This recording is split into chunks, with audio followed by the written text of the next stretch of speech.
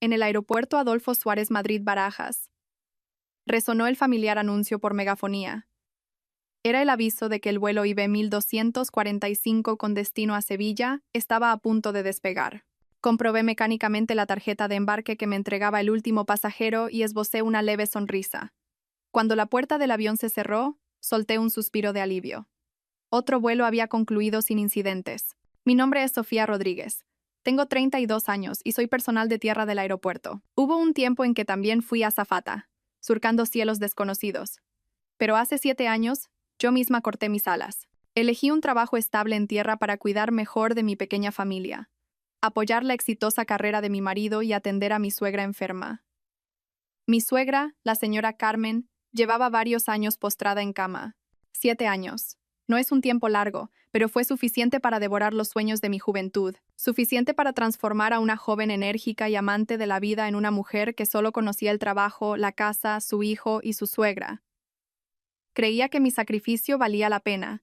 Confiaba en que estaba construyendo un hogar sólido, un pilar firme para que mi marido, Javier Díaz, pudiera dedicarse a su trabajo sin preocupaciones. Javier era director de ventas en una de las principales empresas de importación y exportación del país, un puesto que muchos envidiaban. Cada vez que ascendía, cada vez que cerraba un gran contrato, yo me sentía tan feliz y orgullosa como si fuera mi propio logro.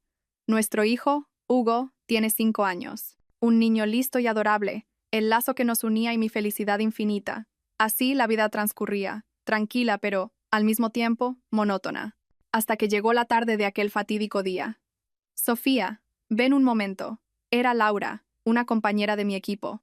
Era muy curiosa, pero de buen corazón. Me hacía señas desde un rincón de la sala de descanso. Su expresión denotaba cierta lástima y apuro.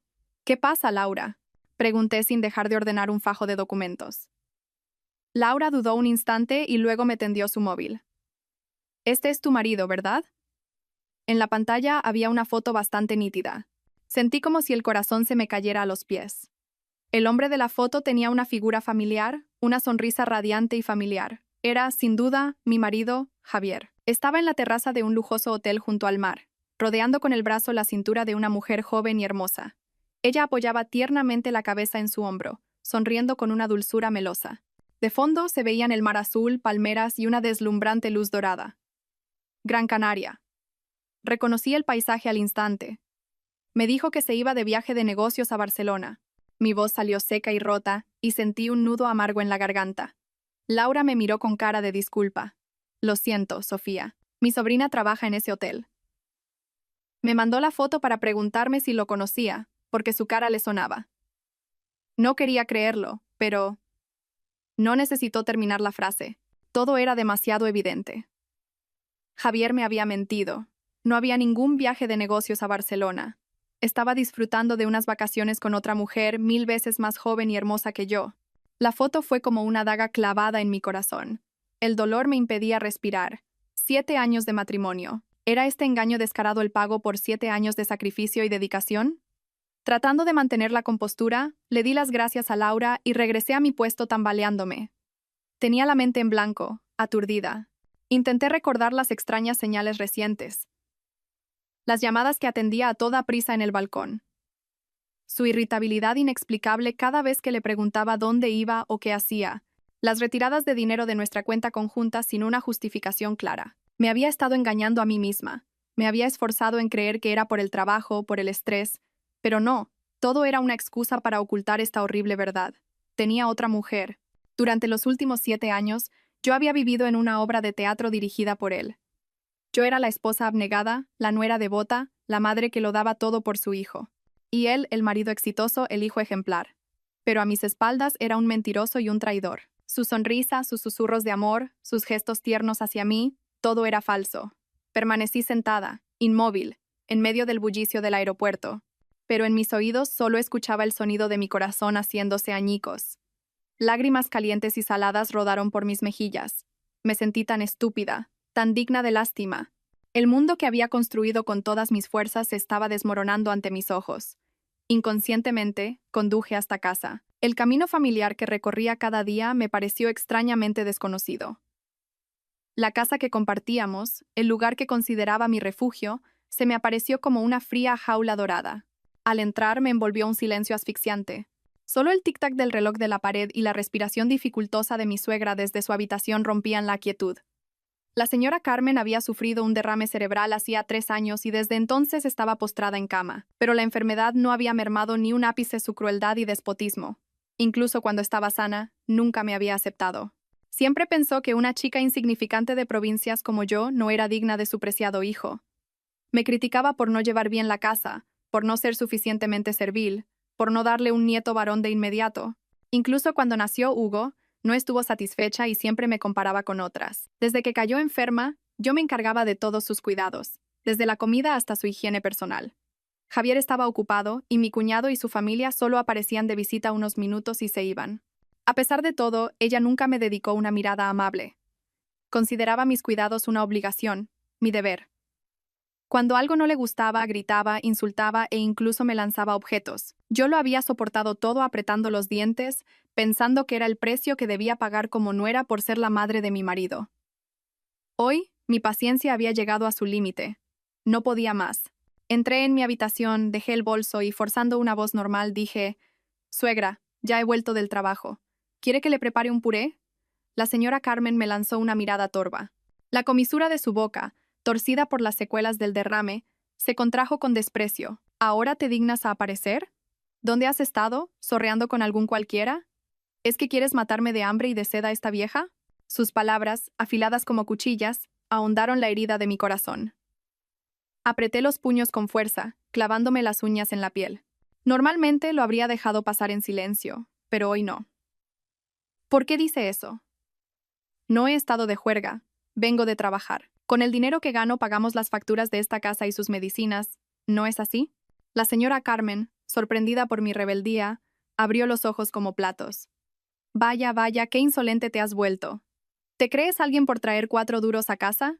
Si no fuera por mi hijo, estarías mendigando en la calle. ¿Cómo te atreves? No respondí más. Salí de la habitación. No quería discutir con una enferma, pero la rabia que sentía en el pecho estaba a punto de estallar. Fui a nuestro dormitorio, cerré la puerta de un portazo y rompí a llorar desconsoladamente. Lloré por mi estupidez, por mi juventud desperdiciada, por la traición del hombre al que había amado con todo mi ser y por la crueldad de la suegra a la que había cuidado con esmero. En mi desesperación, busqué mi único salvavidas. Con manos temblorosas, marqué el número de mi madre. Mi madre vivía en un pueblo de Extremadura. Siempre había pensado que era como la mayoría de las madres españolas, dócil y paciente. Diga. Sofía, hija, ¿qué ocurre? La cálida voz de mi madre sonó al otro lado de la línea. Al oírla, toda la amargura y el dolor que había reprimido estallaron de golpe. No pude contenerme más. Mamá, mamá. Solo pude llamarla entre sollozos ahogados. Sofía, ¿qué pasa? ¿Qué te ha hecho Javier? La voz de mi madre se tornó apremiante. Respiré hondo y, con la voz entrecortada, se lo conté todo. Le hablé de la foto, de las mentiras de Javier, de la crueldad de la señora Carmen y de mi dolor y desesperación. Hablé entre lágrimas, con frases rotas e incoherentes. Al otro lado mi madre escuchaba en silencio. No me interrumpió, no me ofreció un consuelo precipitado, simplemente esperó a que yo desahogara todas mis emociones. Cuando mis lágrimas se secaron y mi garganta se cerró, mi madre finalmente habló con calma. Su voz ya no tenía la urgencia del principio. En su lugar, había una serenidad y una firmeza extrañas. Deja de llorar, hija. Llorar no soluciona nada. Ahora escucha bien lo que te voy a decir. Asentí, sorbiendo por la nariz. Primero, a partir de ahora tienes que actuar como si no hubiera pasado nada, como si nunca hubieras visto esa foto. Trata a Javier y a su madre como siempre. ¿Puedes hacerlo? Sí, pero creo que será muy difícil, mamá. Aunque sea difícil, tienes que hacerlo. Esto es lo más importante. Segundo, mañana mismo dejo arregladas mis cosas y subo a Madrid. Te ayudaré a cuidar de tu suegra para que tú tengas tiempo de descansar. ¿De verdad, mamá? Pero... Nada de peros, me cortó mi madre. Y tercero, lo más importante. Juntas, tú y yo, le vamos a dar a ese traidor y a esa bruja de su madre una lección que no olvidarán en su vida. Voy a recuperar todo lo que te pertenece, incluido Hugo. ¿Confías en mí? Me quedé atónita ante el cambio de mi madre. ¿Dónde estaba mi madre dócil y paciente? La mujer al otro lado del teléfono era otra persona, inteligente, aguda y decidida. En mi más absoluta desesperación, sus palabras fueron como un salvavidas. No tenía otra opción más que confiar en ella. Sí, mamá, confío en ti. Bien. Entonces, haz lo que yo te diga. Déjamelo todo a mí. Tras colgar, me quedé sentada en la cama, aturdida. Las lágrimas habían cesado, pero el dolor seguía ahí. Sin embargo, la desesperación había sido reemplazada por otro sentimiento: la espera. La espera de mi madre, la espera de un plan, la espera de la venganza. 2 días después, mi madre llegó a Madrid. Traía solo una pequeña maleta de viaje. Su figura robusta, su pelo canoso recogido en un moño pulcro y, sobre todo, la mirada brillante y firme en sus ojos me transmitieron una extraña calma. Mi madre no lloró ni insultó a mi marido, como habrían hecho otras madres. Estaba increíblemente serena. Tras un breve saludo a la señora Carmen, que mostró abiertamente su disgusto por la llegada de su consuegra de pueblo, mi madre me llevó al dormitorio y cerró la puerta con llave. Abrió la maleta. Dentro, además de unas pocas prendas de ropa, había objetos que me dejaron estupefacta. Una cámara digital diminuta, varios dispositivos que parecían grabadoras y un grueso fajo de documentos. «Esto es lo que he preparado», dijo mi madre con voz baja y clara. Me mostró la cámara. Es una microcámara. Instálala en los rincones menos visibles del salón y de la habitación de Carmen. Graba audio y video. Necesitamos pruebas de cómo te trata esa mujer. Luego sacó el fajo de documentos. A medida que pasaba las páginas, mi mundo volvió a tambalearse. Eran fotos de Javier. No solo con una mujer, sino con varias a lo largo de los últimos años. Había una que parecía universitaria, otra con un aire sofisticado y glamuroso. Comían juntos, iban al cine, e incluso entraban y salían de hoteles. Mamá, ¿cuándo y cómo? Te ha sorprendido, ¿verdad? Mi madre me miró directamente a los ojos. Sospechaba de Javier desde hace mucho tiempo. La intuición de una madre nunca falla. Hace un año contraté a alguien para que lo investigara. No te dije nada porque no quería hacerte daño, y porque entonces no teníamos pruebas suficientes para hundirlo. Recibí las fotos con manos temblorosas. El corazón me dolía como si se partiera en dos. No era una infidelidad reciente. Me había estado engañando de forma sistemática desde hacía mucho tiempo. Había estado viviendo con un demonio con piel de cordero. Y eso no es todo, continuó mi madre con voz gélida. Señaló otros papeles en el fajo. Eran copias de extractos bancarios. Esta es la peor parte. En los últimos 2 años, Javier ha estado sacando dinero a escondidas de vuestra cuenta común. Transfirió casi 200.000 euros a una cuenta personal a su nombre. Y con ese dinero, compró un apartamento de lujo en el barrio de Salamanca y se lo puso a una de esas chicas. Sentí que el mundo se me venía encima. 200.000 euros. El dinero que habíamos ahorrado durante años, privándonos de todo. Yo me había sacrificado. Había trabajado duro. No me había comprado ni un capricho. Todo por nuestra familia, por el futuro de nuestro hijo. Y él se lo había llevado todo cruelmente para derrocharlo en sus juergas con otras mujeres. Mi dolor se transformó en una furia extrema. Hijo de puta. Mascullé entre dientes. Voy a cantarle las 40 ahora mismo. Espera. Mi madre me sujetó la mano. Si te dejas llevar por la ira ahora, lo estropearás todo. No puedes actuar sin pensar. Javier es astuto y calculador. Si armas un escándalo ahora, lo negará todo o incluso te echará la culpa a ti. Si consigue quedarse con todo el patrimonio, te verás en la calle y con las manos vacías en un juicio. Mi madre me miró con ojos penetrantes. Ahora tenemos que actuar con inteligencia. Tengo un plan detallado. No nos vamos a limitar a divorciarnos. Lo vamos a hundir socialmente y haremos que pague por todo lo que te ha hecho. Mi madre comenzó a explicarme el plan, paso a paso, con una claridad y una frialdad que me helaron la sangre. La primera fase era reunir más pruebas del maltrato psicológico de Javier y de cómo la señora Carmen encubría a su hijo. La segunda, y más cruel, era usar a la propia señora Carmen como herramienta. Vamos a echar a esa mujer a la calle, dijo mi madre sin un ápice de vacilación. Montaremos una obra de teatro para que todo el mundo vea la verdadera cara de ese hijo ejemplar y su respetable madre. La opinión pública es un arma muy poderosa, hija. Una vez que su imagen se desmorone, su carrera estará acabada. Me estremecí al escuchar el plan de mi madre. ¿Echar a una anciana enferma a la calle? ¿No era demasiado cruel? Pero entonces recordé la imagen de Javier abrazando a aquella joven. Recordé mi dinero, fruto de mi sudor, malgastado por él. La poca compasión que quedaba en mí se extinguió, consumida por el odio. Él y su madre habían sido mucho más crueles conmigo. No merecían ninguna piedad. Haré lo que dices, mamá, dije con voz firme. Haré que se arrepienta. Mi madre asintió satisfecha. Bien pensado, hija mía. A partir de este momento, ya no eres una esposa débil. Eres una madre que lucha por su hijo, por su honor y por su futuro. Sé fuerte. Esa noche, acostada junto a mi madre, no pude dormir. El plan daba vueltas en mi cabeza sin cesar. La guerra estaba a punto de empezar. Una guerra sin cuartel. Y yo, que había sido la víctima, ahora estaba lista para convertirme en una guerrera. A la mañana siguiente, empecé a ejecutar la primera fase del plan de mi madre. Teníamos que legitimar su presencia en casa de forma natural, para que Javier y su madre no sospecharan nada. Mientras Javier se preparaba para ir a trabajar, abordé el tema con cautela. Cariño, dije, forzando una voz débil y vacilante, últimamente no me encuentro muy bien. Supongo que es por el exceso de trabajo. Y cuidar de tu madre yo sola se me hace un poco cuesta arriba. ¿Qué te parece si le digo a mi madre que suba del pueblo unos días? Así paso un poco de tiempo con ella y me ayuda con los cuidados de tu madre. ¿Qué piensas? Javier, que se estaba anudando la corbata, se giró y frunció el ceño. Me escrutó de arriba abajo. Puse mi mejor cara de cansancio y lástima. No sé si fue porque realmente mi aspecto era lamentable o por alguna otra razón, pero asintió de inmediato. No es mala idea.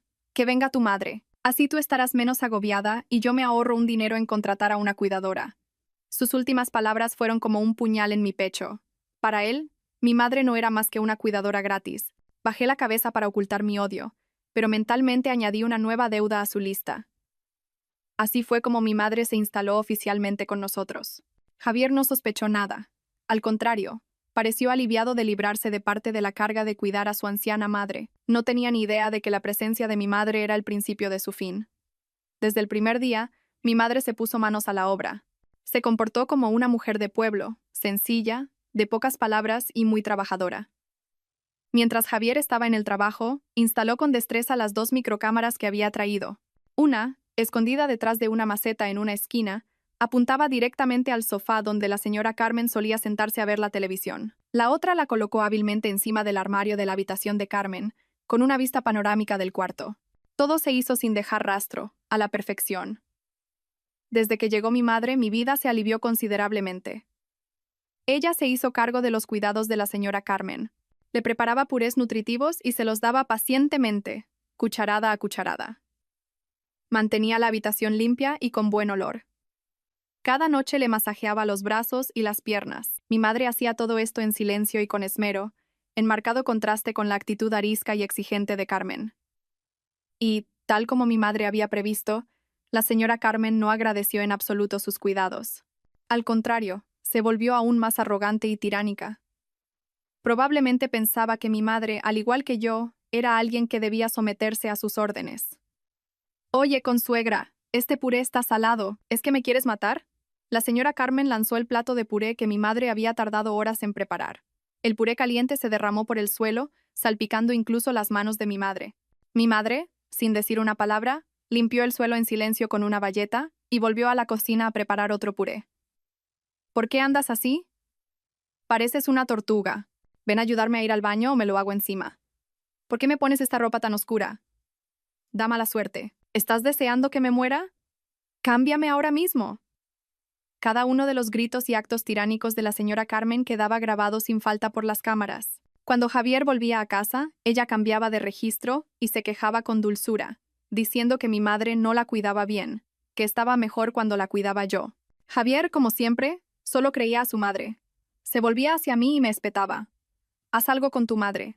La mía no para de quejarse. Si ibas a traer a alguien, tenías que haber traído a alguien más ágil. Tu madre es mayor y lenta. ¿Cómo va a cuidar a una enferma?» Yo me limitaba a bajar la cabeza y a sentir. Pero por dentro me reía. «Seguid hablando, seguid actuando. Cada una de vuestras palabras y acciones se está convirtiendo en una prueba en vuestra contra». Cada vez que la señora Carmen la maltrataba, mi madre me llevaba a mi habitación y me enseñaba la grabación. «¿Ves?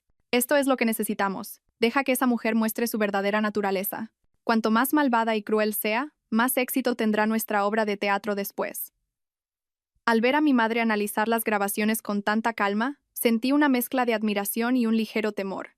Lo tenía todo calculado con una precisión milimétrica. Era como una estratega moviendo sus piezas en un tablero de ajedrez. Y yo era un peón crucial en esa partida. Una partida en la que la victoria tenía que ser nuestra, sin lugar a dudas. Mientras mi madre se centraba en recopilar pruebas de la señora Carmen, mi misión era encontrar los puntos débiles de Javier. Este plan requería paciencia y grandes dotes de actuación. Cada día, seguía interpretando el papel de esposa cansada pero sumisa. Dejé de preguntarle a dónde iba o qué hacía. No comprobaba su móvil de forma descarada. En su lugar, esperé la oportunidad, y la oportunidad llegó un sábado por la noche. Javier volvió a casa completamente borracho tras una cena con clientes. Se desplomó en la cama y se quedó dormido como un tronco. Su móvil cayó a su lado. El corazón me latía con fuerza. Era el momento. Con sigilo, cogí el teléfono. Me temblaban las manos al introducir la contraseña. Por suerte, seguía usando mi fecha de cumpleaños. Una costumbre irónica hasta la amargura. La pantalla se iluminó y el otro mundo de Javier se desplegó ante mis ojos. En la galería de fotos no solo estaba la de Gran Canaria que me había enseñado Laura. Había cientos de fotos más. Javier y su amante, una tal Valentina, estaban por todas partes. En restaurantes de lujo de Madrid, en un yate en la Costa del Sol, en un resort en Ibiza.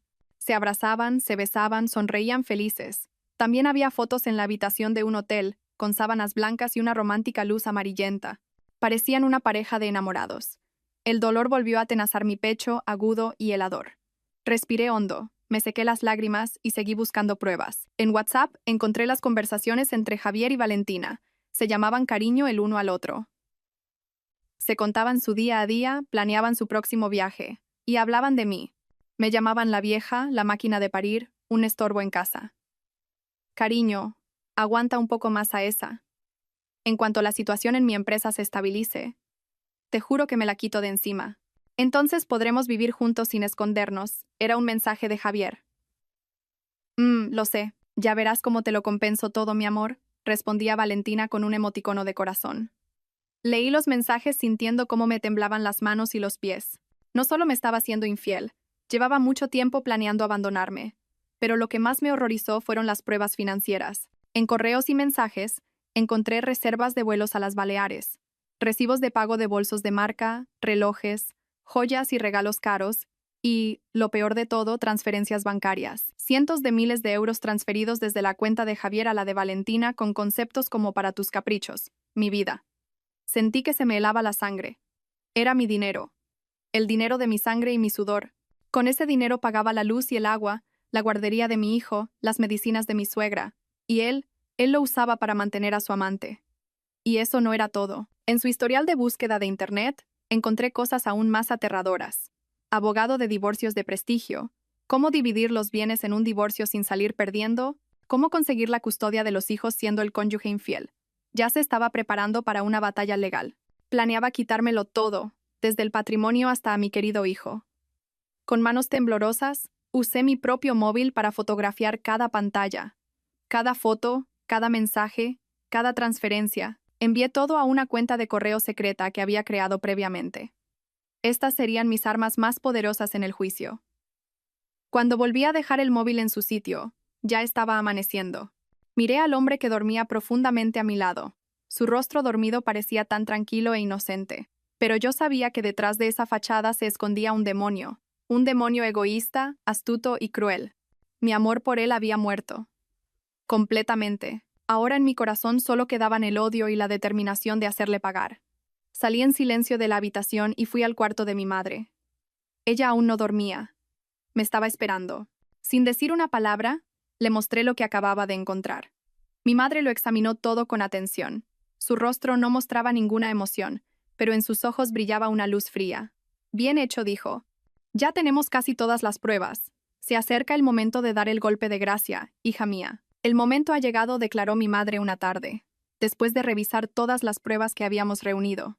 Su voz era tranquila pero llena de autoridad, y esa fuerza me hizo sentir que un poder similar surgía dentro de mí. Mañana empezamos la función. Mi madre pasó la tarde al teléfono. No sabía con quién hablaba, pero oí de pasada nombres de periodistas y de personas influyentes en redes sociales. Mi madre, a quien yo creía confinada toda su vida a la cocina de su pueblo, tenía contactos que yo ni siquiera podía imaginar. Estaba moviendo todos sus hilos para preparar el mayor escenario posible para su hija. A la mañana siguiente, elegimos un sábado en el que Javier había salido temprano de casa con la excusa de otra importante reunión con clientes. Yo sabía muy bien quiénes eran sus clientes. Mi madre y yo empezamos los preparativos. Le pusimos a la señora Carmen la ropa más vieja y raída que tenía, para que pareciera lo más desvalida posible. Sentí una punzada de culpabilidad, pero mi madre me miró con firmeza. No olvides que ellos te han tratado peor que esto. Sentir compasión ahora sería un suicidio. Mi madre me dio un pequeño frasco de colirio. Úsalo si lo necesitas, aunque creo que tus lágrimas serán de verdad. Sentamos a la señora Carmen en su silla de ruedas y le mentimos, diciéndole que íbamos a dar un paseo para que le diera un poco el aire. Ella parecía de mal humor, pero no se opuso. Probablemente estaba harta de estar encerrada tanto tiempo. Mi madre llamó a un taxi adaptado. Nos dirigimos directamente al corazón de Madrid, a la Gran Vía. Al ser fin de semana, estaba especialmente abarrotada de gente. Cuando el taxi se detuvo, el corazón empezó a latirme con fuerza. Tenía miedo. Miedo de las miradas de la gente. Miedo de no tener el valor de interpretar mi papel a la perfección. Mi madre me apretó la mano con fuerza. Su calor y su confianza se transmitieron a mí. No tengas miedo, hija. Piensa en Hugo. Piensa en vuestro futuro. Estás haciendo lo correcto. Empujamos la silla de ruedas de la señora Carmen hasta el lugar más visible de la acera. Mi madre se retiró, mezclándose entre la gente, preparada para grabar un video desde la distancia. Ahora el escenario era mío. Respiré hondo. Dejé que afloraran toda la amargura y el dolor que había reprimido durante tanto tiempo. No necesité el colirio de mi madre. Lágrimas calientes empezaron a rodar por mis mejillas. Me dejé caer junto a la silla de ruedas, me cubrí la cara con las manos y rompí a llorar. Al principio fue un sollozo ahogado, pero poco a poco se convirtió en un lamento lastimero y desesperado. La gente empezó a fijarse. Algunos curiosos se detuvieron. «Señora, ¿le ocurre algo?», preguntó una mujer de mediana edad. Levanté mi rostro bañado en lágrimas y empecé la actuación. Mi voz temblaba y se entrecortaba. «Por favor, ayúdennos. Mi marido nos ha abandonado». Empecé a desahogarme. Conté cómo había tenido que renunciar a mi carrera para cuidar de mi suegra postrada en cama.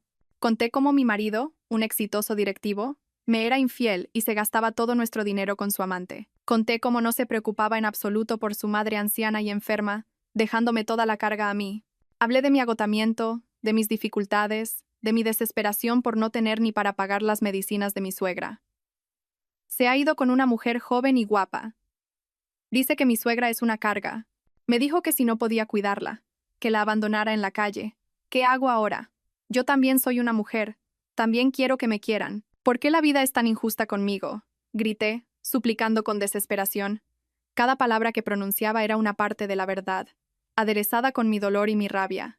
No era una actuación. Simplemente estaba vomitando todo lo que había soportado. Mi historia despertó la compasión de la gente. La multitud crecía por momentos. Los murmullos y los cuchicheos se intensificaron. Los móviles se alzaron, apuntando hacia mí y hacia la señora Carmen. El telón de la obra se había levantado oficialmente. Al principio, la señora Carmen no entendía qué estaba pasando. Estaba desconcertada. Al oír mis lamentos y ver a la multitud rodeándola, se dio cuenta de que era el centro de atención.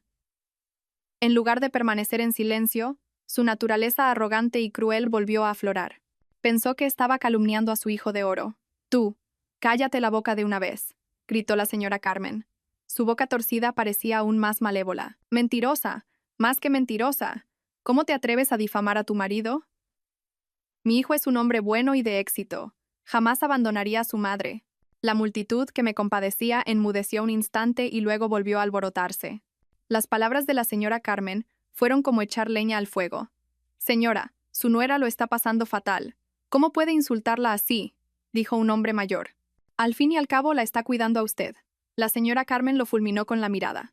«¿Y usted qué sabe para meterse donde no le llaman? Es su obligación cuidarme. Sin mi hijo, ésta se moriría de hambre. Que mi hijo se busque a otra mujer es una suerte para ella. Y encima se queja, la inútil, por no saber retener a su marido». «Dios mío, oíd lo que dice esta suegra», exclamó una joven. «No solo defiende la infidelidad de su hijo, sino que dice que es una suerte para su nuera.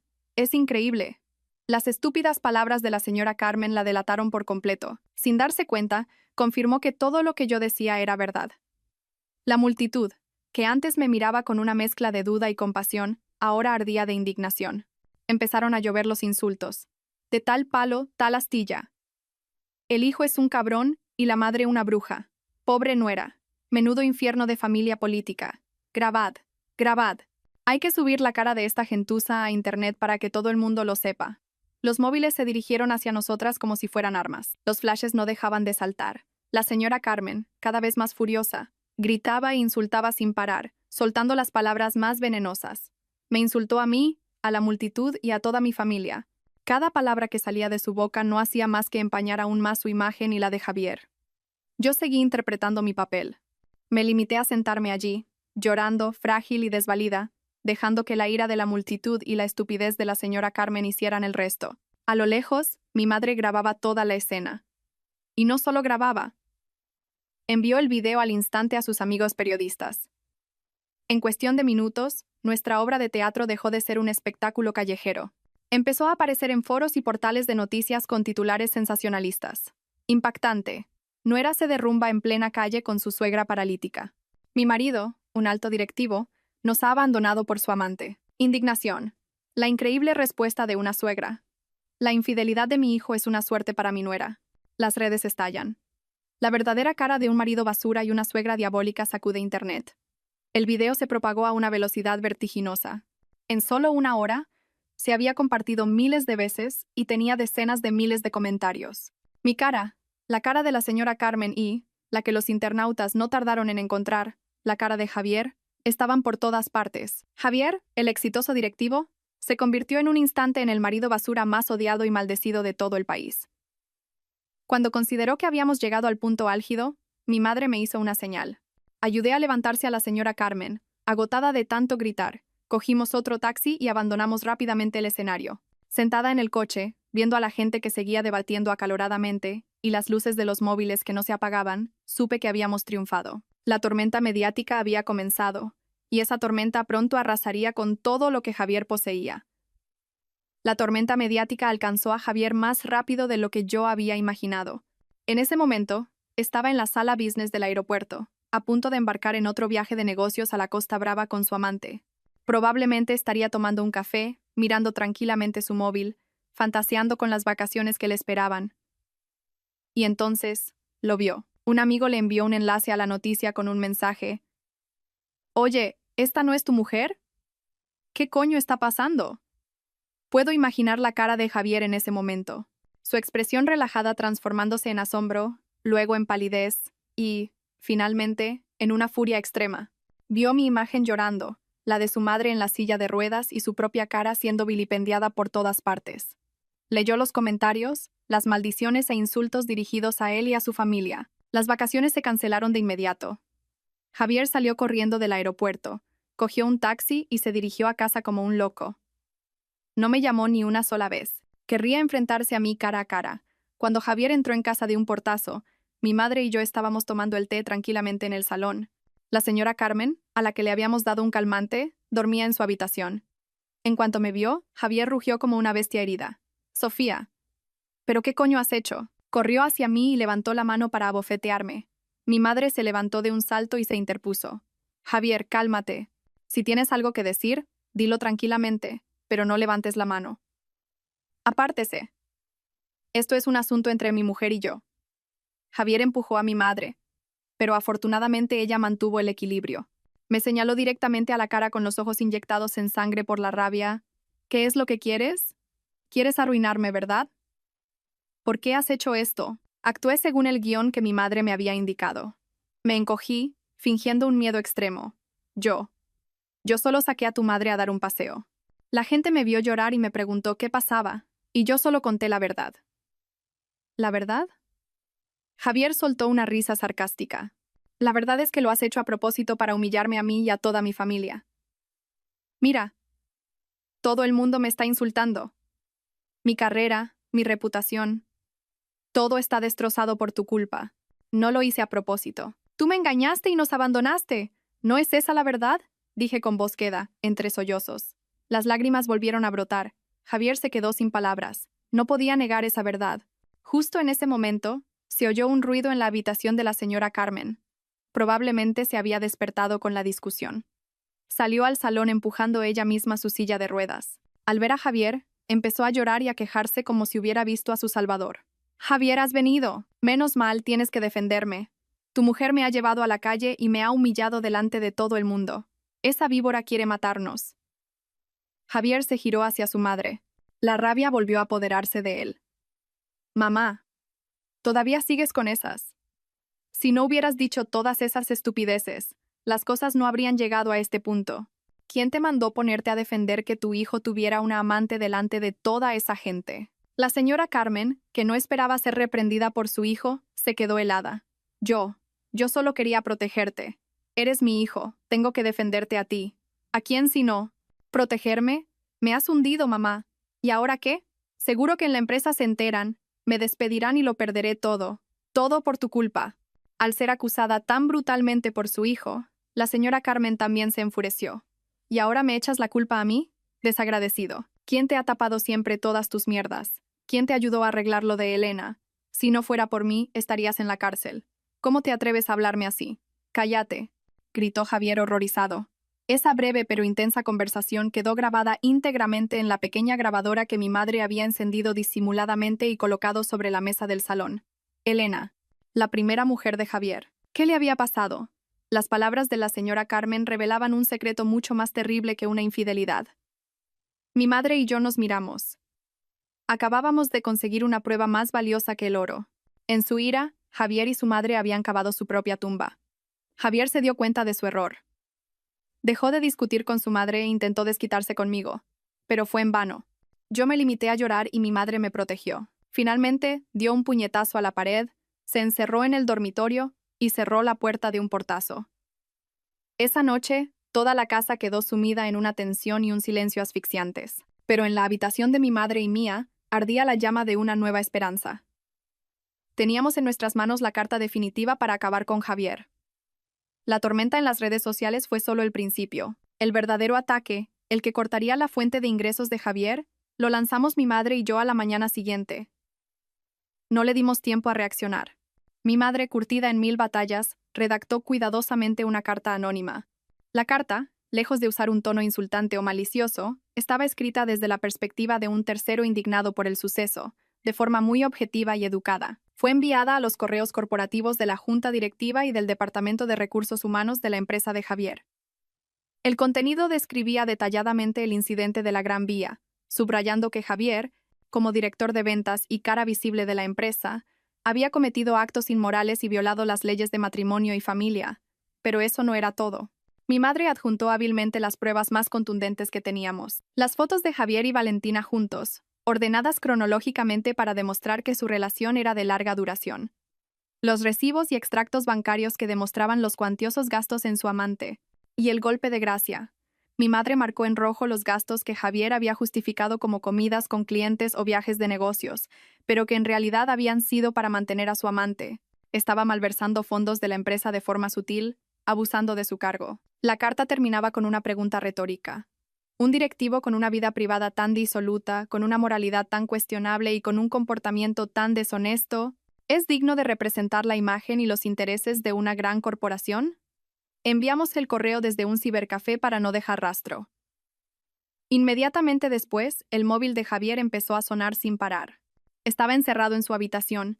Podía oír su voz alterada, dando explicaciones y excusas por teléfono, pero ya era demasiado tarde. Por la tarde, la empresa de Javier emitió un comunicado interno.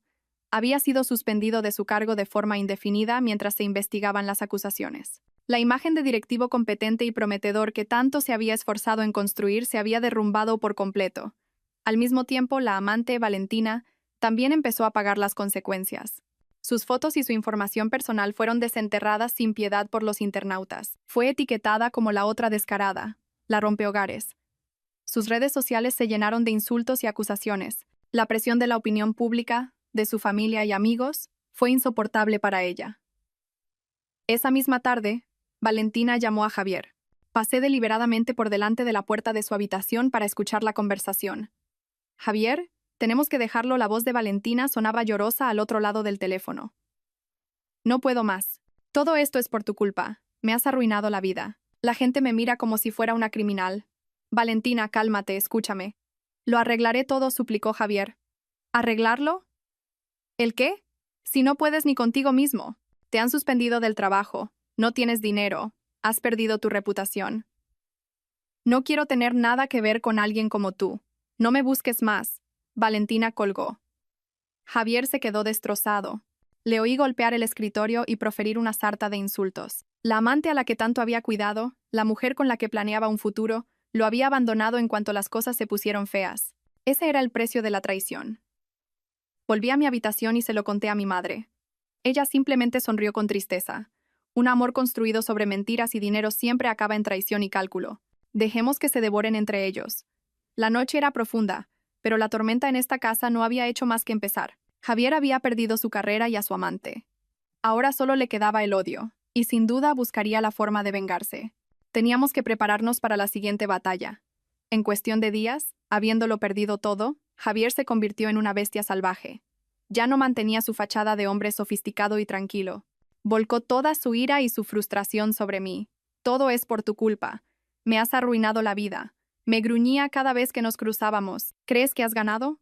No te saldrás con la tuya. Ya no me ponía la mano encima, probablemente por miedo a mi madre o a que yo consiguiera más pruebas. En su lugar, me torturaba y acosaba verbalmente. Me llamaba arpía, desagradecida. Me maldecía, diciendo que nunca sería feliz. Pero ya esperábamos todo esto. Mi madre me había ordenado mantener un silencio absoluto. Ni enfrentarme a él, ni discutir. Mi silencio lo enfurecía aún más. Y al no poder hacerme nada, recurrió a la táctica más ruin. Una mañana, mientras me preparaba para ir a trabajar, 2 policías uniformados aparecieron en la puerta. Me informaron de que habían recibido una denuncia ciudadana por maltrato y tortura a una anciana enferma. El denunciante no era otro que Javier. Me quedé sin palabras. No podía creer que fuera tan descarado. Él, que había abandonado a su propia madre, ahora me acusaba a mí. Javier estaba de pie detrás de los 2 policías, mirándome con una expresión de triunfo. Creía que me tenía acorralada. Intentaba usar la ley para vengarse de mí y manchar mi reputación. Pero se equivocaba. Mi madre y yo estábamos preparadas para esta situación. Pasen, por favor. Agentes, dijo mi madre con calma. Estamos dispuestas a colaborar plenamente para esclarecer los hechos. Cuando los policías se sentaron, mi madre empezó a explicar. No estaba nerviosa en absoluto. Sacó una tablet y reprodujo los videos que las cámaras ocultas habían grabado. Agentes, estas son las pruebas de cómo mi hija ha cuidado de su suegra y cómo ha respondido ella. En la pantalla aparecieron imágenes nítidas. Yo dándole el puré pacientemente a la señora Carmen, cucharada a cucharada, mientras ella no paraba de insultarme. Yo limpiando la comida que ella había derramado a propósito, mi madre dándole un masaje mientras ella no dejaba de lanzarle pullas. Los policías negaban con la cabeza mientras veían los videos. Y eso no es todo, continuó mi madre. El señor Díaz afirma que mi hija ha agredido a su madre. Pues bien, vean este video. Mi madre puso otro video. Se veía a la señora Carmen intentando coger el mando de la televisión de la mesita, perdiendo el equilibrio y cayéndose de la silla de ruedas. Justo en ese momento, yo salía corriendo de la cocina para ayudarla a levantarse. No había nadie más en la habitación. Se había caído sola. La cara de Javier se volvió cenicienta. Tartamudeó. No, no es verdad. Ha manipulado los videos. Me ha tendido una trampa. Uno de los policías se giró hacia Javier y le dijo con voz severa: Señor Díaz, analizaremos estos videos. Pero por lo que hemos visto, su denuncia no tiene ningún fundamento. Acusar falsamente a alguien es un delito. Le sugiero que reflexione sobre sus actos. Los 2 policías se fueron, dejando a Javier de pie en medio del salón, completamente destrozado. Su venganza había fracasado estrepitosamente. Lejos de perjudicarme, se había retratado a sí mismo como un calumniador despreciable. Esa noche no gritó más. Se dedicó a beber solo en la oscuridad. Su agresividad se había transformado en frustración y desesperación. Había perdido, humillantemente. Pero la guerra aún no había terminado. Quedaba el último secreto. La terrible verdad que estábamos a punto de desvelar. Tras el fracaso de su intento de denuncia falsa, Javier se volvió aún más peligroso. Ya no gritaba, pero su silencio era más aterrador. Nos miraba a mi madre y a mí con un odio que parecía capaz de devorarnos en cualquier momento. Un par de veces volvió borracho a casa y destrozó algunos objetos, murmurando amenazas. Sintiendo que la situación se volvía cada vez más violenta, Mi madre y yo, junto con un abogado, solicitamos una orden de alejamiento de emergencia al juzgado. La solicitud incluía la grabación de la discusión de Javier con su madre, fotos de los muebles rotos y mi declaración sobre sus amenazas. El juzgado aceptó la solicitud rápidamente. A Javier se le prohibió acercarse a menos de 100 metros de mí, de mi hijo y de nuestra casa. Al mismo tiempo, para evitar que siguiera desviando patrimonio, mi abogado solicitó al juzgado una orden de embargo de todos los bienes a nombre de Javier, cuentas bancarias e inmuebles, hasta que se resolviera el divorcio. Javier recibió la orden judicial en casa. La leyó. Su rostro se puso blanco y sus manos empezaron a temblar. Lo habían echado de su propia casa y le habían bloqueado todas sus vías financieras. Estaba realmente en un callejón sin salida. Cuando Javier recogió sus cosas en silencio para irse, no me miró, pero pude sentir el odio extremo en sus ojos. Cuando la puerta se cerró de un portazo, por fin pude soltar un suspiro de alivio. Por fin mi madre, mi hijo y yo tendríamos un poco de paz. Pero justo cuando pensaba que podía tomarme un respiro, una llamada inesperada me arrastró a una tormenta aún mayor. Diga, ¿es usted Sofía Rodríguez? Una voz de mujer joven, vagamente familiar, sonó al otro lado de la línea. Sí. Soy yo. ¿Quién es? Soy Valentina. Valentina, la amante de Javier. El corazón me dio un vuelco. ¿Para qué me llamaba? ¿Para burlarse de mí? ¿Para provocarme? ¿Qué quieres? Mi voz era fría como el hielo. Por favor, no cuelgues. La voz de Valentina sonó apremiante. No te llamo para pelear. Te llamo porque quiero ayudarte. Tengo algo que creo que te va a ser muy útil. Guardé un silencio escéptico. Valentina continuó con voz temblorosa. Javier. Es un demonio. Fui una estúpida por creerle. Después de lo que tú destapaste, vino a buscarme, me amenazó y me exigió dinero. Me dijo que si no hacía lo que él decía, no me dejaría en paz. Tengo mucho miedo, Sofía. Valentina rompió a llorar. Discutiendo, se le escapó algo. Algo terrible. Sobre su primera mujer, Elena. El nombre de Elena volvió a surgir. Esta vez, no de boca de la señora Carmen, sino del amante de Javier. ¿De qué hablas?, pregunté, sintiendo cómo el corazón se me aceleraba. Me dijo que la muerte de Elena no fue un accidente por una alergia a un medicamento, que él mismo la mató. Al parecer, Elena también descubrió que él la engañaba y quiso divorciarse. Para no perder el patrimonio y su reputación, la mató de forma que pareciera un accidente. Sentí un frío glacial recorrer mi cuerpo. Las palabras que la señora Carmen había soltado en un arrebato de ira eran verdad. Javier no era solo un adúltero y un maltratador, era un asesino. ¿Y cómo voy a creerte?, dije, esforzándome por mantener la calma. Tengo pruebas, dijo Valentina de inmediato. Se emborrachó y me lo contó todo. Me dijo que cambió el calmante de Elena por un fármaco que provoca un shock anafiláctico mortal. Pero no contaba con que hubiera una cámara de seguridad en el pasillo del hospital ese día. Consiguió el video y lo hizo desaparecer, pero yo, por si acaso, hice una copia en secreto. Te la voy a enviar. Solo te pido una cosa. Cuando todo esto acabe, no seas muy dura conmigo en el juicio. Yo también soy una víctima, él me engañó. Justo después de la llamada, Valentina me envió el archivo de video por correo electrónico. Mi madre y yo lo abrimos con manos temblorosas. La imagen era borrosa y no tenía sonido, pero lo que mostraba era suficiente para helarle la sangre a cualquiera. Se veía a Javier entrando a escondidas en la habitación del hospital de Elena en mitad de la noche. Miró a su alrededor y rápidamente sacó una jeringuilla del bolsillo y la inyectó en el gotero de su mujer. Luego, salió de la habitación como si nada. Unas horas después, el monitor cardíaco de Elena empezó a pitar y las enfermeras entraron corriendo. Todo era demasiado evidente. Esto ya no era una prueba de adulterio. Era una prueba de asesinato. Mi madre y yo nos quedamos sentadas en la habitación, aturdidas. El odio que sentía se había transformado ahora en miedo y repugnancia. Había vivido 7 años con un asesino a sangre fría. Mamá, ¿qué hacemos ahora?, pregunté temblando. Mi madre, tras un momento de shock, recuperó su calma habitual. Me apretó la mano con fuerza y me miró con determinación. No tengas miedo, hija. La justicia prevalecerá. Ese demonio tiene que pagar por sus crímenes. Mañana mismo le llevaremos esto al abogado. El divorcio ya no es solo un divorcio. Finalmente, llegó el día del juicio final del divorcio. El ambiente en la sala era solemne y tenso. Yo estaba sentada en el banquillo de la demandante, junto a mi madre y mi abogado, el señor Montero, un hombre de mediana edad y aspecto tranquilo, pero de mirada penetrante. En el otro lado, Javier, demacrado y pálido, Me miraba con un odio palpable en sus ojos hundidos. A su lado se sentaba un joven abogado de aspecto arrogante. El juicio comenzó. La defensa de Javier fue la primera en intervenir. Su abogado intentó pintarme como una esposa celosa y rencorosa que había orquestado todo para destruir la reputación de su marido y quedarse con su dinero. Alegó que las pruebas de infidelidad eran un malentendido, que Javier simplemente mantenía relaciones sociales con compañeras de trabajo. Señoría, mi cliente, el señor Javier Díaz, es un hombre que ama profundamente a su esposa e hijo, y un hijo devoto.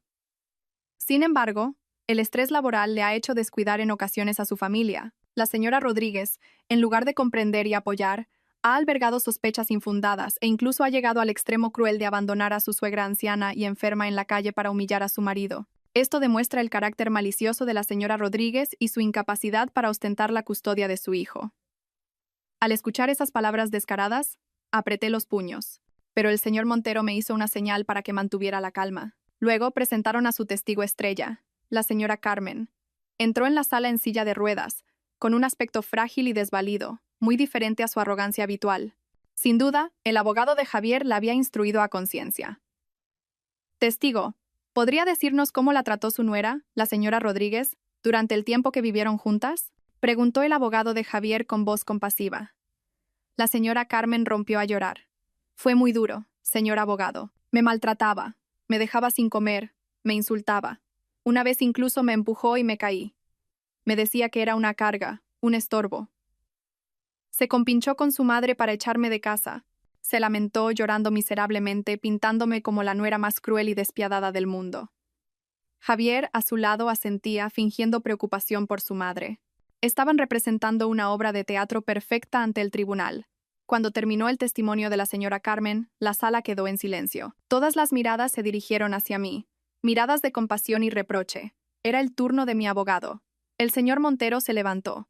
Sin prisas, con calma, le hizo una sola pregunta a la señora Carmen. Testigo, ¿está segura de que todo lo que acaba de decir es la verdad? Por supuesto que es verdad. Seré vieja, pero no estoy loca, dijo la señora Carmen con firmeza. Bien, dijo el señor Montero, y se giró hacia el juez. Señoría, para demostrar que el testimonio de la testigo es completamente falso, nos gustaría presentar un video. La gran pantalla de la sala se encendió. El primer video mostraba a la señora Carmen tirando el plato de puré e insultando a mi madre. El siguiente, a ella misma cayéndose de la silla de ruedas y a mí corriendo a ayudarla. Y luego, muchos otros videos de su trato cruel hacia mi madre y hacia mí. La cara de la señora Carmen pasó de blanca a morada. Tartamudeó. No es verdad. Eso está manipulado. Me han tendido una trampa. El abogado de Javier también se quedó helado. No esperaba que tuviéramos pruebas tan contundentes. Pero ese no era el golpe de gracia. El señor Montero continuó. Señoría, este comportamiento de la testigo no es casual. Actuó bajo la instigación y coacción de su propio hijo, el demandado, el señor Díaz. Nos gustaría presentar otra grabación de audio. Se reprodujo la grabación de la discusión entre Javier y su madre, la voz de Javier gritando y culpando a su madre, y luego, la frase lapidaria de la señora Carmen, resonaron con claridad. ¿Quién te ayudó a arreglar lo de Elena? Si no fuera por mí, estarías en la cárcel. Toda la sala quedó en shock. ¿Quién era Elena? ¿Qué había pasado? El juez tuvo que golpear con el mazo para mantener el orden. Javier se desplomó en su silla, sin una gota de sangre en el rostro. Sabía que todo había terminado. Su teatro había llegado a un final humillante, y solo quedaba que la verdad más terrible saliera a la luz. Tras la reproducción de la grabación, un pesado silencio se instaló en la sala. Todas las miradas se clavaron en Javier y la señora Carmen, que temblaban, pálidos como la cera. El juez, con expresión severa, miró fijamente a Javier y preguntó: Demandado, ¿quién es la persona llamada Elena mencionada en la grabación y qué relación tiene con usted? Javier, con la cabeza gacha, guardó silencio. El sudor le corría a raudales. Su abogado se levantó apresuradamente para intentar salvar la situación. Señoría, esas fueron solo palabras dichas en un momento de ira. Sin validez legal. Este asunto no tiene relación con el presente caso de divorcio. ¿Que no tiene relación? Intervino mi abogado, el señor Montero, cortando al joven letrado con firmeza. Señoría, nosotros creemos que tiene mucha relación. Demuestra la verdadera naturaleza del demandado, un hombre capaz de cualquier cosa para conseguir sus fines, sin el menor escrúpulo. El señor Montero me miró y asintió, dándome la señal. Respiré hondo, tratando de calmar mi corazón desbocado. Era el momento decisivo. Señoría, la voz del señor Montero resonó en toda la sala. La persona mencionada, Elena, cuyo nombre completo es Elena Sánchez, era la primera esposa del demandado, el señor Javier Díaz. Oficialmente, se concluyó que falleció hace 5 años a causa de un shock anafiláctico tras la administración de un medicamento. Se consideró un trágico accidente. Pero, ¿es esa la verdad? El señor Montero hizo una pausa dramática, elevando la tensión al máximo. Hoy hemos traído la última prueba. Una prueba que destapará todas las mentiras y maldades del demandado. Con su permiso, señoría, nos gustaría proyectar un vídeo. El juez asintió. La gran pantalla se encendió de nuevo. Esta vez no era una escena doméstica, sino una borrosa grabación de una cámara de seguridad, con la fecha y hora de hacía 5 años en una esquina. Toda la sala contuvo la respiración. El vídeo mostraba el pasillo vacío de un hospital en plena noche. La puerta de una habitación se abrió y Javier entró a hurtadillas. Hace 5 años era más joven, pero su mirada ya estaba cargada de astucia. Miró a su alrededor y se acercó a la cama donde dormía una mujer. Sin duda, era Elena. Sacó una pequeña jeringuilla del bolsillo e inyectó rápidamente su contenido en el gotero que colgaba junto a la cabecera de la paciente. Su acción fue decidida y fría. Una vez hecho, salió de la habitación tranquilamente, como si nada hubiera pasado. El video se detuvo ahí, pero el silencio en la sala fue más aterrador que una explosión. Todos estaban horrorizados. La señora Carmen miró a su hijo con los ojos desorbitados y se desmayó en su silla de ruedas. Javier se derrumbó por completo. Miró la pantalla, atónito, con el rostro desfigurado por el espanto. Jamás habría imaginado que la prueba de su crimen, que creía enterrada para siempre, sería proyectada ante todo el mundo. «No, es falso, todo es falso», gritó de repente Javier como un loco. Se levantó de un salto y me señaló. «¡Es ella! Me ha tendido una trampa. Quiere matarme. Esa mujer es el diablo». Perdió el control e intentó abalanzarse sobre mí. Pero los guardias del tribunal lo redujeron de inmediato. Los gritos y maldiciones de Javier resonaron en la sala. «Orden. Saquen al demandado de la sala». El juez golpeó con fuerza el mazo. Mientras lo sacaban a rastras, Javier no dejaba de patalear y gritar. Su teatro, el de marido exitoso e hijo devoto, había terminado con la imagen de un asesino enloquecido. Toda la verdad había salido a la luz y, aunque tarde, la justicia por fin empezaba a brillar. Después de que sacaran a Javier y se llevaran a la señora Carmen para recibir atención médica, el juicio se reanudó tras una breve pausa. El aire seguía cargado por la terrible verdad recién revelada, pero la tensión había disminuido. El abogado de Javier, con el rostro ceniciento, ya no fue capaz de articular ninguna defensa. Todas las pruebas eran demasiado abrumadoras. Cualquier palabra era inútil. El juez, tras deliberar con el jurado, se levantó para leer la sentencia final. Su voz, firme y clara, resonó en el silencio absoluto de la sala. Tras examinar la totalidad del expediente, las pruebas presentadas y todas las circunstancias del proceso, este tribunal considera probado que el demandado, Javier Díaz, ha cometido actos de maltrato psicológico contra la demandante, Sofía Rodríguez, y de incumplimiento de sus deberes de sustento hacia su madre, Carmen García, constituyendo una grave violación de las leyes de matrimonio y familia. Dichos actos han causado un profundo daño moral y físico a la demandante, siendo la causa principal de la ruptura de la relación matrimonial. El juez hizo una pausa y me miró directamente. El tribunal estima la demanda de divorcio de la demandante, Sofía Rodríguez. El matrimonio entre Sofía Rodríguez y Javier Díaz queda oficialmente disuelto a día de hoy. Al oír esas palabras solté un suspiro de alivio. Por fin era libre. El juez continuó. En cuanto a la custodia del hijo, considerando la falta de integridad moral y el comportamiento inadecuado del demandado, se le considera incapacitado y sin condiciones para criar a un menor. Por lo tanto, el tribunal otorga la custodia del menor, Hugo Díaz, a la demandante, Sofía Rodríguez, hasta que alcance la mayoría de edad. El demandado, Javier Díaz, tendrá la obligación de pagar una pensión alimenticia mensual conforme a la ley. Las lágrimas rodaron por mis mejillas, pero esta vez eran de felicidad. Podría quedarme con mi hijo. En cuanto a los bienes gananciales, considerando la grave culpa del demandado durante el matrimonio y la contribución de la demandante a la formación y mantenimiento del patrimonio, el tribunal decreta la siguiente división. La demandante, Sofía Rodríguez, recibirá el 70% del valor total de los bienes gananciales, incluyendo la plena propiedad del domicilio conyugal y los depósitos bancarios correspondientes. El demandado, Javier Díaz, recibirá el 30% restante. Además, se condena al demandado, Javier Díaz, a pagar a la demandante la cantidad de 300.000 euros en concepto de indemnización por daños morales. Mi madre y yo nos miramos, sin poder ocultar nuestra alegría. No solo habíamos ganado de forma aplastante. La justicia estaba de nuestro lado. Finalmente, el juez dictó la decisión más importante que todos esperaban. En relación con los nuevos hechos revelados durante el proceso, concernientes a la muerte de la anterior esposa del demandado, la señora Elena Sánchez, este tribunal considera que existen indicios de un delito de especial gravedad. Por lo tanto, se acuerda remitir todas las pruebas pertinentes, incluyendo la grabación de audio y el vídeo de la cámara de seguridad, a las autoridades policiales y al Ministerio Fiscal para que se inicie una investigación sobre el señor Javier Díaz por un presunto delito de asesinato, y sobre su madre, la señora Carmen García, por un presunto delito de encubrimiento.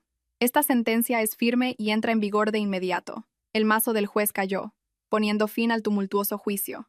Había ganado. Había recuperado mi libertad, mi honor, a mi hijo y todo lo que me pertenecía. Y Javier no solo lo había perdido todo, sino que ahora se enfrentaría a la justicia por el atroz crimen que había cometido.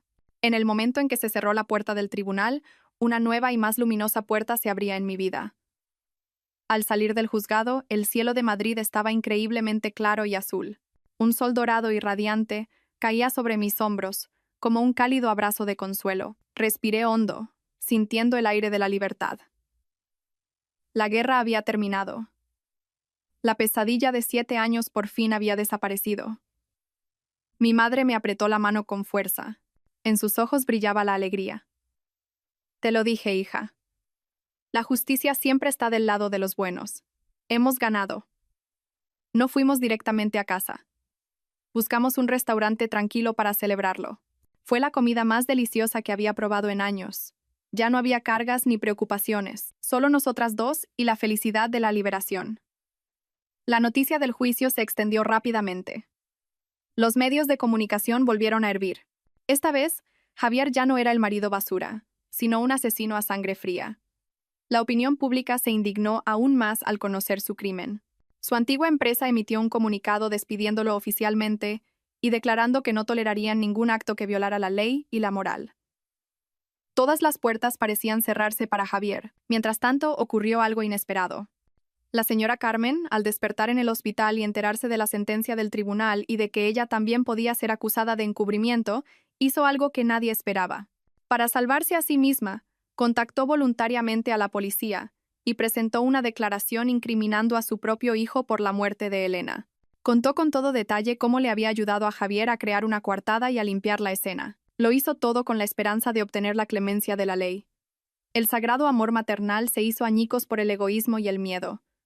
Al enterarme de la noticia, no pude evitar sonreír con amargura. Era el karma. Javier había recibido la puñalada final de la misma persona en la que tanto confiaba, la que había sido cómplice de sus crímenes, su propia madre. Ese fue probablemente el castigo más amargo para él. Unos días después, volví a mi rutina. Mis compañeros del aeropuerto me miraban de otra manera. Había curiosidad, compasión, pero sobre todo, respeto. Laura vino corriendo y me abrazó con fuerza. Sofía, eres increíble. Estoy muy orgullosa de ti. Así es como tenemos que ser las mujeres, fuertes. Sonreí. Ya no era la débil y sumisa Sofía del pasado. Había mudado la piel. La terrible tormenta no me había derribado. Al contrario, me había hecho más fuerte y resistente. Estaba lista para empezar una nueva vida solo para mí, para mi hijo y para los días tranquilos que nos esperaban. La vida sin Javier y la señora Carmen era extrañamente tranquila. En casa ya no había un ambiente tenso y asfixiante, ni pullas ni críticas. En su lugar, la risa cristalina de Hugo y nuestras cálidas cenas llenaban el espacio. Pasaba más tiempo con mi hijo. Lo llevaba al parque, le leía un cuento cada noche. Al verlo dormirse con una sonrisa en los labios, supe que todos mis sacrificios y mi lucha habían valido la pena. En el trabajo, una vez que las aguas se calmaron, mis superiores empezaron a valorar de nuevo mi capacidad y dedicación. Reconocieron mi profesionalidad y compostura, incluso en medio de la tormenta. Unos meses después del juicio, surgió una oportunidad inesperada. Quedó vacante el puesto de jefa del Departamento de Servicios de Tierra y me propusieron como candidata. Gracias a mis años de experiencia y a mi reciente y destacado desempeño, fui nombrada oficialmente. Pasé de ser una simple empleada a ser directiva. No fue solo un ascenso, fue un reconocimiento y una reafirmación de mi propio valor, que había perdido durante tanto tiempo. Mi vida empezó a encauzarse en una nueva, estable y brillante órbita. Pensé que a partir de ahora me dedicaría a volcar todo mi amor en mi hijo y a cuidar de mi madre anciana. Ya no creía en el amor y no tenía el valor de abrir mi corazón a ningún hombre. La herida que Javier me había dejado era demasiado profunda. Pero la vida siempre tiene giros inesperados. Conocí a Marcos en una reunión interdepartamental en el aeropuerto.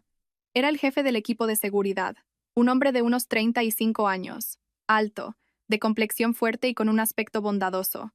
Lo que más me impresionó fue su sonrisa cálida y su mirada sincera. En la reunión, cuando expuse algunos problemas en la colaboración entre departamentos, algunos se mostraron incómodos, pero Marcos escuchó con mucha atención. No solo estuvo de acuerdo con mis propuestas, sino que ofreció soluciones muy razonables desde la perspectiva de la seguridad. Su tono de voz, tranquilo, respetuoso y constructivo, me causó una grata impresión. Después de la reunión, se acercó a hablar conmigo. Hola, Sofía. Soy Marcos Moreno. Tu presentación ha sido muy impresionante. Gracias, sonreí un poco tímida. Tus aportaciones también han sido de gran ayuda. Hablamos un poco más sobre el trabajo. Descubrí que Marcos era una persona muy inteligente, comprensiva y responsable. A diferencia de Javier, que era todo fachada, Marcos transmitía una sensación de seguridad y fiabilidad. A partir de ese día, nos cruzamos de vez en cuando por el aeropuerto. Cada vez que nos veíamos, me saludaba con una sonrisa muy amable. A veces me traía un café caliente diciéndome, «Pareces cansada». Su atención, sutil y considerada, me reconfortaba. Nuestra relación se desarrolló de forma muy natural y lenta. Nunca me preguntó por mi pasado. Estaba segura de que había oído mi ruidosa historia, pero él simplemente permanecía a mi lado en silencio, escuchándome hablar del trabajo y de mi hijo. Me hablaba de su equipo de seguridad, de sus aficiones, como la lectura y el cuidado de las plantas. Un día, tomando un café después del trabajo, reuní el valor para preguntarle, ¿no tienes curiosidad por mi pasado?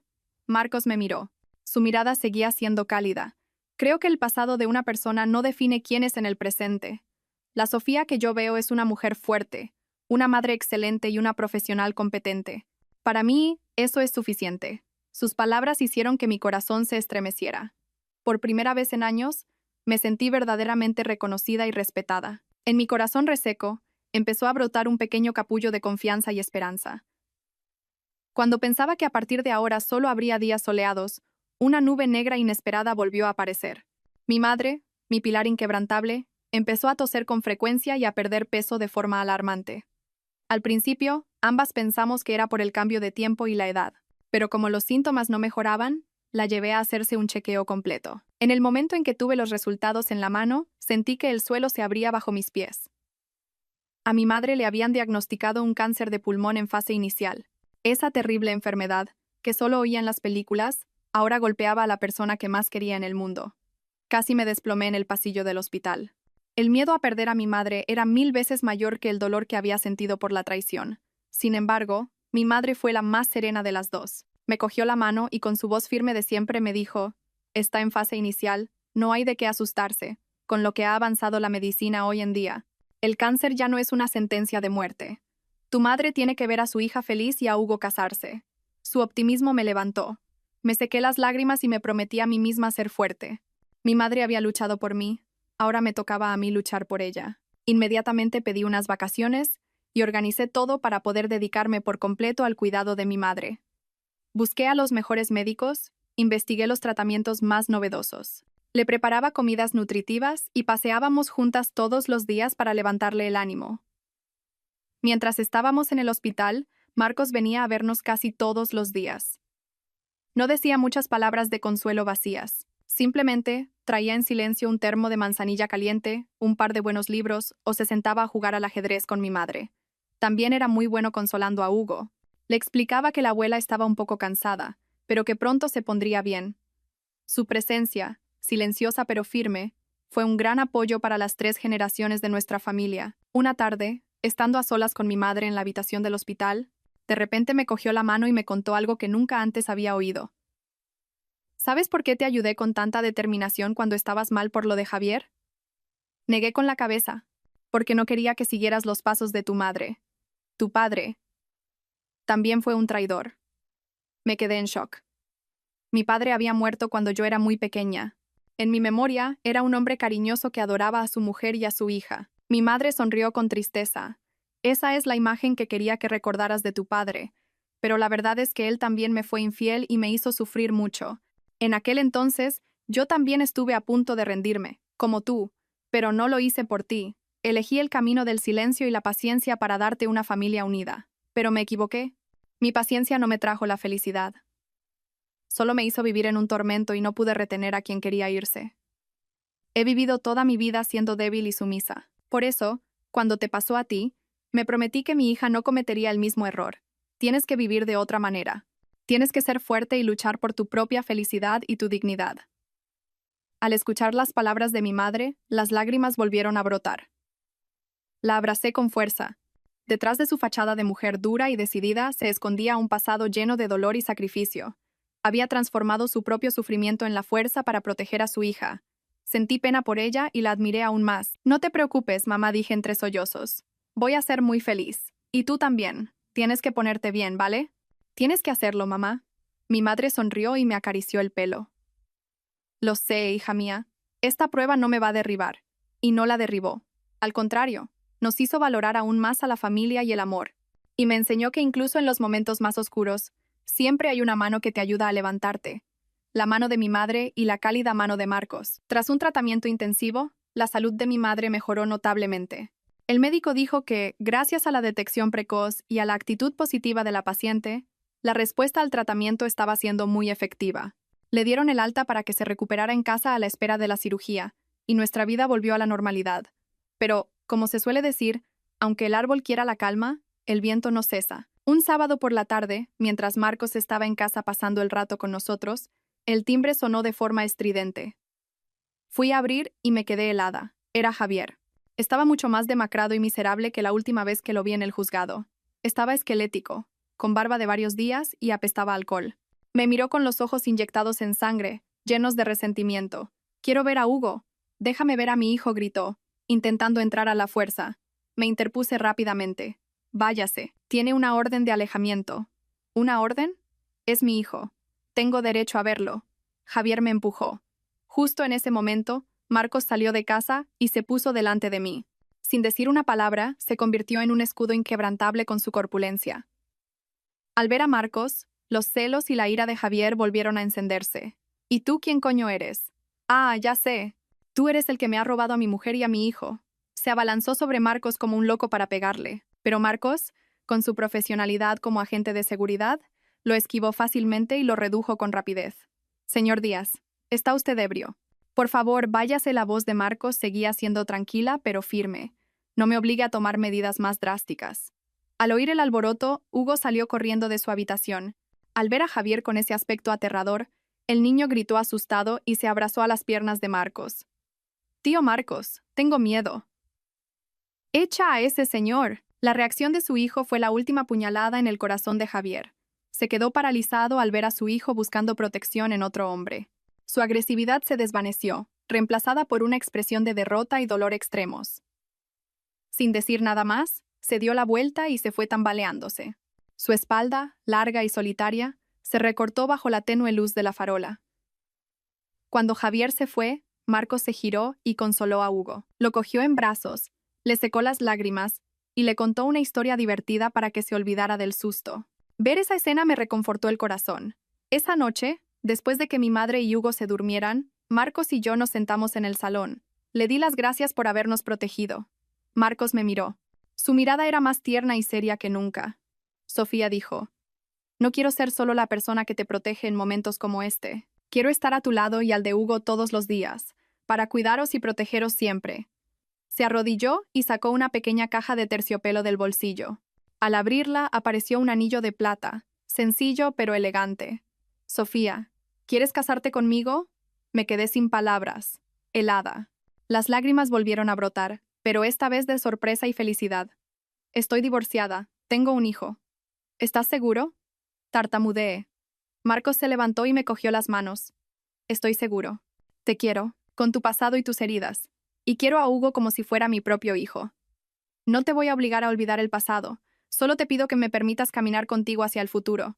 Si te preocupa, podemos firmar un acuerdo prenupcial. No quiero nada tuyo, solo os quiero a ti y a Hugo. Sus palabras sinceras derribaron todas las barreras y miedos de mi corazón. Había encontrado a un hombre que me amaba y me respetaba de verdad. Llorando de felicidad, asentí. Sí, quiero. Marcos sonrió con la sonrisa más cálida del mundo. Me puso suavemente el anillo en el dedo. Encajaba a la perfección. Nuestra boda no fue ostentosa. Fue una ceremonia pequeña y cálida en un restaurante junto al río, rodeados de mi madre, Hugo y nuestros amigos y compañeros más cercanos. Llevaba un sencillo vestido blanco y un maquillaje ligero, pero sabía que nunca me había sentido tan guapa y radiante. Mi sonrisa ya no era forzada, sino una expresión de felicidad genuina que nacía del corazón. Marcos estaba a mi lado, sin soltarme la mano, elegante y seguro con su traje. Hugo, con un trajecito a juego con el de Marcos, correteaba por todas partes, llamando sin parar papá Marcos. Lo había aceptado por completo, como si fuera su verdadero padre. Mi madre, sentada en primera fila, sonreía complacida, con los ojos llenos de alegría y satisfacción. Nuestra vida de casados transcurrió tranquila y dulce. Marcos era un marido y un padre excelente. Siempre llegaba a casa a su hora, ayudaba con las tareas domésticas y con los deberes de Hugo. Nunca se olvidaba de los aniversarios y siempre me preparaba pequeñas sorpresas. Respetaba mi trabajo, me escuchaba siempre y me daba consejos sinceros. Con él, sentía una paz y una seguridad absolutas. Hugo cada día quería más a su papá Marcos. Cada noche leían juntos y se reían. Marcos le enseñó a jugar al fútbol y a arreglar sus juguetes rotos. Llenó el vacío del amor paterno que el niño nunca había tenido. Mientras nuestra pequeña familia se sumía en la felicidad, de vez en cuando nos llegaban noticias de Javier y la señora Carmen. Javier, tras ser condenado, se derrumbó por completo. Se dio al alcohol y vivió como un vagabundo, sin trabajo. El poco dinero que le quedó de la división de bienes se lo gastó rápidamente en bebida. La señora Carmen recibió la condena que merecía por su delito de encubrimiento, pero lo más amargo para ella fue que, al salir de la cárcel, no tenía a dónde ir. Su hijo de oro, Javier, la abandonó en una residencia de ancianos de mala muerte, y no volvió a visitarla ni una sola vez. Pasó el resto de sus días en soledad y enfermedad, probablemente arrepintiéndose sin cesar de lo que había hecho. Cuando me enteré de su historia, ya no sentí ninguna satisfacción. En su lugar sentí una extraña paz. Me di cuenta de que el odio es como un veneno que te bebes tú esperando que muera el otro. Solo te agota y te hace sufrir más. Cuando aprendí a dejar atrás el pasado y a perdonar a quienes me habían herido, encontré la paz en mi alma. La felicidad no viene de la venganza, sino de construir una vida nueva y mejor. La operación de mi madre fue un éxito. El tumor fue extirpado por completo. Gracias a su actitud positiva y a los cuidados de la familia, se recuperó muy rápidamente. Unos meses después, ya podía caminar y hacer vida casi normal. Verla jugar felizmente con su nieto en el pequeño jardín que Marcos había cultivado, sentí que no podía pedir nada más. Una tarde soleada, toda la familia paseábamos por el parque. Marcos me llevaba de la mano con una mano y a Hugo a hombros con la otra. La risa alegre del niño se mezclaba con el sonido del viento y el susurro de las hojas, creando una sinfonía de paz. Gracias, le susurré a Marcos. ¿Por qué? Me preguntó él sonriendo. Por todo. Por haber llegado a mi vida, por quererme, por darnos una verdadera familia. Marcos se detuvo y se giró para mirarme. Sus ojos estaban llenos de amor. No, gracias a ti, por darme la oportunidad de ser marido y padre. Tú y Hugo sois el mejor regalo que me ha dado la vida. Se inclinó y me dio un beso suave pero cálido en los labios. Sobre sus hombros, Hugo gritó de alegría. Detrás, mi madre sonreía satisfecha. Mi vida había pasado por una terrible tormenta, y pensé que nunca podría volver a levantarme. Pero después de la lluvia, la tierra se endurece, y cuando la tormenta pasó, un arco iris deslumbrante y hermoso apareció. Había encontrado mi remanso de paz. Una familia llena de amor y risas. Me había convertido en una mujer segura, fuerte, que se quería a sí misma, y estaba dispuesta a aceptar todas las cosas buenas que le esperaban. Mi futuro estaba ahora abierto de par en par, lleno de luz.